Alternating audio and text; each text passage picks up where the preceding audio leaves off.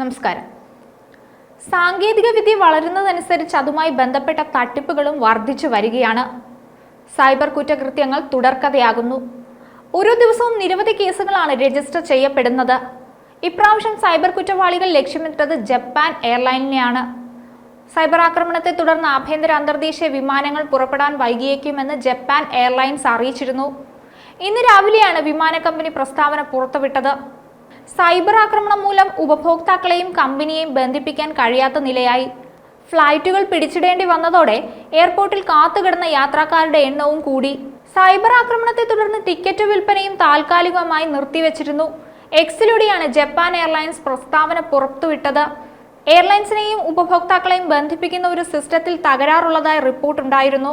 ഇതോടെ വിമാനം പുറപ്പെടുന്ന സമയം ഉൾപ്പെടെ വൈകാൻ സാധ്യതയുണ്ടെന്നും യാത്രക്കാർക്കുണ്ടായ അസൗകര്യത്തിൽ ക്ഷമ ചോദിക്കുന്നുവെന്നും ജപ്പാൻ എയർലൈൻസ് അറിയിച്ചിരുന്നു. എക്സിലിട്ട ആദ്യത്തെ പോസ്റ്റിൽ ഫ്ലൈറ്റുകൾ പുനഃസ്ഥാപിക്കുമ്പോൾ യാത്രക്കാരെ അറിയിക്കുമെന്ന് പ്രസ്താവനയിൽ വിമാന കമ്പനി വ്യക്തമാക്കിയിരുന്നു.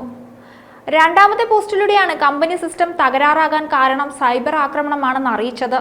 ഇതിനെതിരെ നടപടി സ്വീകരിച്ചിട്ടുണ്ടെന്നും തകരാർ പരിഹരിക്കാത്തതിനാൽ ടിക്കറ്റ് വിൽപ്പന നിർത്തിവെച്ചതായും കമ്പനി അറിയിച്ചിരുന്നു. ലഗേജ് ചെക്ക് ഇൻ ചെയ്യുന്നതിലും പ്രശ്നങ്ങൾ നേരിട്ടു. ഇതാദ്യമായല്ല ജപ്പാൻ എയർലൈൻസിനെതിരെ സൈബർ ആക്രമണം ഉണ്ടാകുന്നത്. മുമ്പ് 2014 ജപ്പാൻ എയർലൈൻസിന്റെ കസ്റ്റമർ മാനേജ്മെന്റ് സിസ്റ്റത്തിന്റെ നിയന്ത്രണം ഹാക്കർമാർ കൈക്കലാക്കിയിരുന്നു. സൈബർ ആക്രമണത്തെ തുടർന്ന് ജപ്പാൻ എയർലൈനിന്റെ ഷെയറുകൾ കുത്തനെ ഇടിഞ്ഞു. ഷെയറുകളിൽ 2.5% ഇടിവാണത്ര രേഖപ്പെടുത്തിയത്.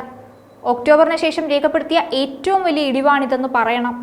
കഴിഞ്ഞ ദിവസം സാങ്കേതിക പ്രശ്നങ്ങളെ തുടർന്ന് അമേരിക്കൻ എയർലൈൻസിന്റെ എല്ലാ വിമാന സർവീസുകളും തടസ്സപ്പെടുകയും യാത്രക്കാർ കുടുങ്ങുകയും ചെയ്തിരുന്നു. 1951 ഓഗസ്റ്റ് 1-നാണ് ജപ്പാൻ എയർലൈൻസ് സ്ഥാപിതമായത്. ആദ്യം സ്വകാര്യ കമ്പനിയാണ് പ്രവർത്തനം ആരംഭിച്ചത്. പിന്നീട് ഇതിനെ സർക്കാർ ഏറ്റെടുത്ത് നടത്തുകയായിരുന്നു. 1987 എയർലൈൻ വീണ്ടും പൂർണ്ണമായും സ്വകാര്യവൽക്കരിക്കപ്പെട്ടു.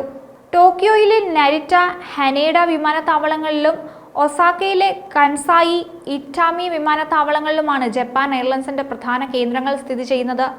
ഹാക്കർമാരെ കൊണ്ട് പാവം പ്രവാസികളാണ് വലഞ്ഞുപോയത്. പലരുടെയും യാത്ര തടസ്സപ്പെട്ടു എന്നാണ് വിവരം. സൈബർ കുറ്റകൃത്യങ്ങൾ ഇങ്ങനെ നീണ്ടു പോവുകയാണ്. ഓരോ ദിവസവും വ്യത്യസ്ത രീതിയിലുള്ള സൈബർ കുറ്റകൃത്യങ്ങളാണ് റിപ്പോർട്ട് ചെയ്യപ്പെടുന്നത്. മുംബൈയിൽ സൈബർ കുറ്റകൃത്യങ്ങൾ 350% വർദ്ധിച്ചുവെന്നാണ് ഏറ്റവും പുതിയ റിപ്പോർട്ട്. ഈ വർഷം 11 മാസത്തിനിടെ 1200 കോടി രൂപയാണ് നഷ്ടമായത്. 2023-നെ അപേക്ഷിച്ച് ഇത്തരം കേസുകളിൽ 350% വർധനവുണ്ടായിരിക്കുന്നത്.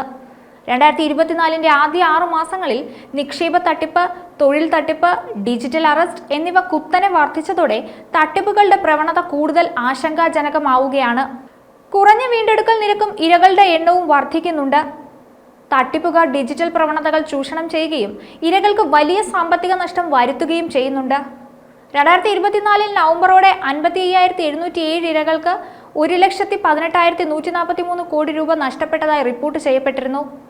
2023-നെ അപേക്ഷിച്ച് 3 ഇരട്ടിയാണ് ഇതിന്റെ വർധന.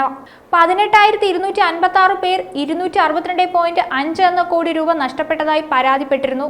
ഇരകൾ സംഭവങ്ങൾ റിപ്പോർട്ട് ചെയ്യുന്നതിലെ കാലതാമസം, ഇടനിലക്കാരിൽ നിന്നും സേവനദാതാക്കളിൽ നിന്നും വിവരങ്ങൾ നേടുന്നതിലെ വെല്ലുവിളികൾ, മറ്റ് സംസ്ഥാനങ്ങളിൽ നിന്നും വിദേശത്ത് പോലും പ്രവർത്തിക്കുന്ന കുറ്റവാളികളുടെ പങ്കാളിത്തം എന്നിവയുൾപ്പെടെ നിരവധി ഘടകങ്ങളാണ് സൈബർ കുറ്റകൃത്യ കേസുകൾ വീണ്ടെടുക്കാൻ നിരക്ക് കുറയ്ക്കുന്നതിന് കാരണമാകുന്നതെന്നാണ് പോലീസ് ഉദ്യോഗസ്ഥർ പറയുന്നത്. മറ്റൊരു വീഡിയോയുമായി വീണ്ടും കാണാം. ന്യൂസ് ഡെസ്ക് ഈനാട് മലയാളം.